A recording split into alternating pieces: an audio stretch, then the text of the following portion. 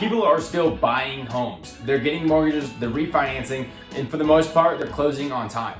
Rates have settled back down in the last few weeks. At the beginning of March, rates hit an all-time low, and rates have been all over the place since then. Whenever there's huge uncertainty in the lending industry, like there is right now, banks that end up buying these mortgages make it harder to qualify for a mortgage. So back in 2008, we saw a very similar situation happen. It got a lot harder to qualify for the riskier type mortgages first. So back in 2008, you had loan officers slinging stated income, no asset, no job, 490 credit score loans, and everyone wondered why they couldn't afford these mortgages. Well, these people never should have qualified in the first place. The subprime lending of 2020 is nowhere near like it was in 2008.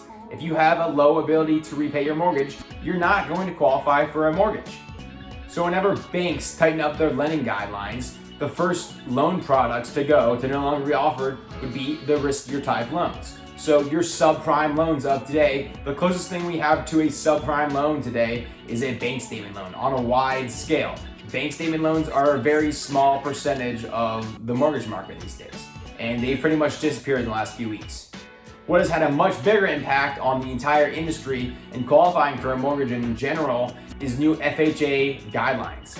So you used to be able to go down to a 580 credit score, 600 credit score, no problem for FHA loans. Well, these banks started putting out new guidelines last week to where you need a 660 credit score to qualify for an FHA mortgage.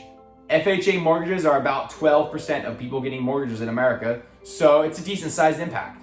The other big change we saw is jumbo loans. So anything over a loan amount of $510,000 is a jumbo loan.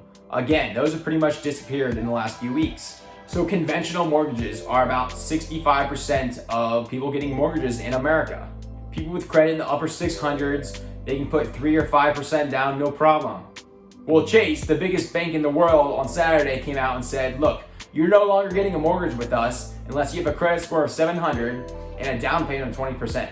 So there are plenty of other banks, plenty of other mortgage investors that'll buy these mortgages with still credit score in the mid 600s and 3 or 5% down, no problem. But when the biggest bank in the world comes out and sets the precedent for all their banks, all their investors for getting 700 credit score and 20% down, there's no telling what's going to happen in the next few weeks. This is a health crisis, not a housing crisis.